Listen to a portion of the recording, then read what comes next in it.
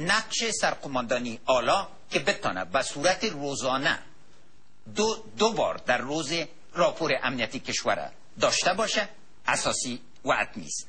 از نگاه دراز مدت ما پول تمویل اردو، پلیس و امنیت ملی فعلی را از نگاه عواید داخلی خود نداریم.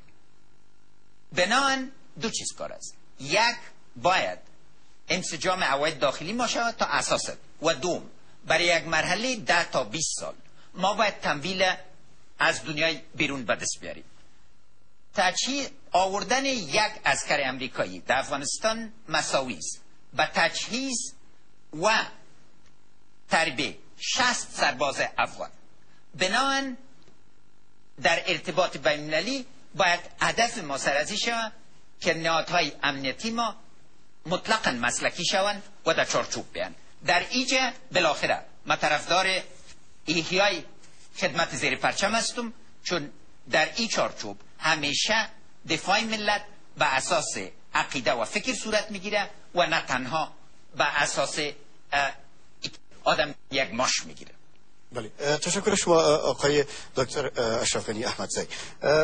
آقای دکتر عبدالله، آیا به نظر شما، با باور شما، این مسئله چگونه هست؟ برخی فکر میکنن سرباز و یا پلیسی که در برابر معاش کار میکنه یک انگیزه برای دفاع از کشور خود کمتر می داشته باشه و هر گاهی که میخواه ارتش را به خاطر اینکه مکلفیت نداره، هر گاهی که از ارتش و از پلیس خواسته بود جدا میشه و میره پشت کارش. آیا شما طرحتان، راهبردتان در این باره چی هست؟ شما تاکید بر دوره مکلفیت همچنان دارین و یا ای که میخواین امین نظام؟ مسئله انگیزه تعلق به این تنها نداره که یک کس معاش میگیره یا بر اساس مکلفیت از وطن دفاع میکنه. وقتی یک نظامی را مردم شاهدش باشن که او از مردم نمایندگی نمیکنه و به خواستهای مردم جوابگو نیست، عدالت تامین کردن نمیتونه، کار به اهلش سپرده نمیشه، انتخاب افراد بر اساس شایستگی نمی باشه و به مشکلات مردم رسیدگی نمیتونه، انگیزه افراد برای دفاع از همچه یک نظام ضعیف می باشه.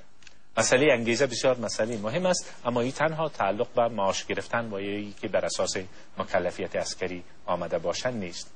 در مورد ای که امروز متاسفانه پلیس به مردم احترام نداره، مردم به پلیس احترام نداره، به نهادهای امنیتی اعتماد وجود نداره و مردم به دیده شک و تردید می‌نگرند.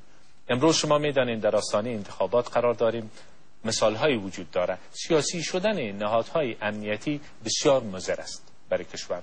در گذشته ما شاهد مشکلات بسیار زیاد بودیم از این قبیل و امروز هم متاسفانه این مسئله جریان داره و مثال‌های بسیار زندهش همیشه بروز جریان داره. مثلا 2 تن از قماندانای پلیس که اخیراً تعیین شدن، فقط 2 روز، 1 روز قبل از تعیینشان مسئولیت کمپاین انتخاباتی آقای حامد کرزی به عهده داشتند.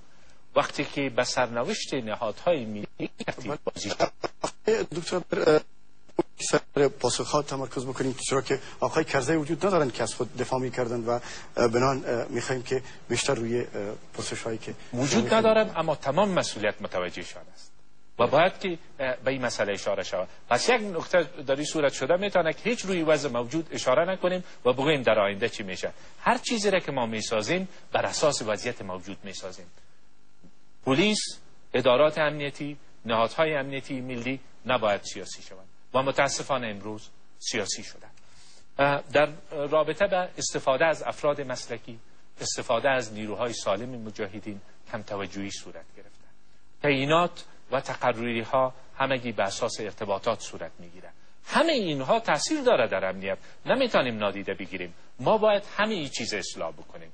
یک نظام بیایه که بر اساس پشتیبانی مردم، بر اساس خواست و اراده مردم به میان آمده باشه و در برابر مردم جوابگوی باشه. در اون صورت پلیس، اردوی ملی، همه ولو که معاش داده میشه و داوطلب هستند، حاضر به دفاع از این نظام می باشند. اگر امیدواری مردم زیادتر باشه، با آینده مردم حاضر به دفاع می باشند. امروز متاسفانه مردم ناامید هستند و دلیلی هم که به علاقه‌گیر شما می بینین و کمکاری را می بینین در نیروهای امنیتی، یک دلیلش همیست. بله، تشکر از شما آقای دکتر عبدالله. یک تذکر کوچک میخواستم بدم. ما همچنانی که در آغاز برنامه گفتیم برای آقای حامد کرزی نیز دعوت داده بودیم تا در برنامه حضور پیدا بکنن و هرگاه پرسش‌های مطرح باشن اونا بتونن پاسخ بگن و حالا که اونا حضور ندارن یک خواهش است از هر دو نامزد محترم که بیشتر روی اتکا روی برنامه ها اگر شود خوبتر خود بود، چون اونا نیستن و حقا یک مشکل خود بود که از خود دفاع بکنن، پس بیشتر روی برنامه ها اگر تکیه شود. و با ابراز سپاس ښاغلی اشرف غني احمدزی، غواړم تاسو څخه وپوښتم چې د امنیت په برخه کې د حکومت د نظام مخالفان چې هغه د نظام په وړاندې جنګېږي دا یو مهم مسله ده. ستاسو تګلاره د مخالفانو سره، د حکومت د مسلح مخالفانو سره د خبرو اترو یا د دې د مسئلې د حل دپاره څه لاره تګلاره ده ستاسو یا څه لاره تاسو لرئ؟ مننه. ما تګلاره دا ده چې د سولې 3 تر 7 کاله یو چوکاټ باندې په عملي توګه بحث وکړو. د نړۍ تجربه ډیره واضح ده. یو کړکېچنه مسله لکه د موږ فعلي مسلې باندې په یو میاشتې کې یا یو کال کې نه حل کېږي.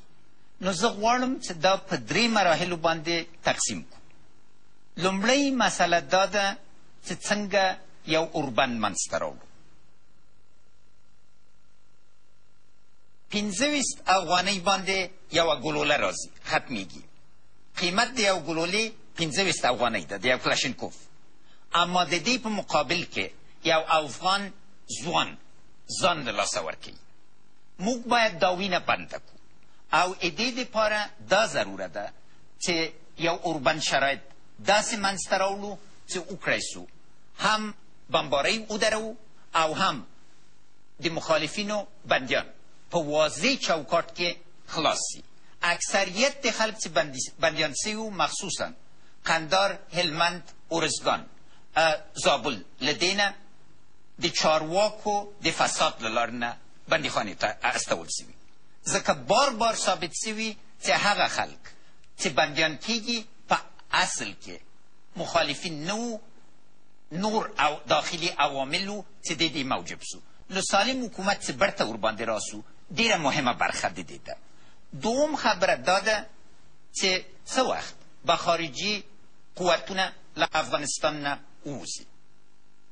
دې برخې کې زه غواړم چې موږ یو موافقې ته ورسېږو چې د 3 کالو په چوکاټ کې د بګرام بندیخانه وتړو او دا اساسي اصلاحات موږ په قضا او محابسو کې غواړي. تر څه موږ وکړی سو اساسي قانون پلی کړو چې هیڅ افغان باید یو خارجي بندیخانې ته لاړ نسي او د قانون په چوکاټ کې یا ورباندې جرم ثابت سي او یا بلوسمۍ. دې چوکاټ کې که موږ اوربند 3 کاله وساتو، د 7 کالو په چوکاټ کې د 3م کال په آخر کې به موږ دې نتیجې ته رسېدی سو چې خارجي قوې څنګه لومړۍ برخې کې کم سي او بیا بالاخره وځي. او دریم مسله که اساسي قانون کې څه تغییرات غوښتلي، دا باید د یو لوی جرګې او انتخاباتو په چوکاټ کې ولس ته ټول پیشنهادونه وړاندې سي تر څه د یو سیاسي په چوکاټ کې موږ یو اجماع ته ورسېږو. بله، مننه ښاغلی اشرف غني احمدزی. ښاغلی ډاکټر عبدالله، زه ستاسو نه غواړم وپوښتم چې تاسو څه فکر کوئ؟ وړاندې هم د افغان دولت په مخالفینو باندې په وار وار سره دا غږ کړی چې راشي او پخپله حامد کرزي هم په مخالفینو باندې د طالبانو په مشر باندې د ښاغلي حکمتیار د ډلې په وړاندې دا اعلان کړی چې دوی راشي د مذاکرې میز ته کیني. خو هغوی دا خبره همیشه د طالبانو لخوا رد شوې ده. تاسو څه فکر کوئ چې آیا هغوی به تاسو سره خبرو اترو ته راضي شي؟ دغه مشرتابه ته نه موافقین نه مخالفین هیڅوک اعتماد نشي کولی. صداقت نشته د دوی په پیامونو کې. متاسفانه که مخکې وځو بیا هم ستاسو همه پخوانۍ مسله رامنځته کېږي چې ګران ورور دلته حاضر نه دی. باید چې یو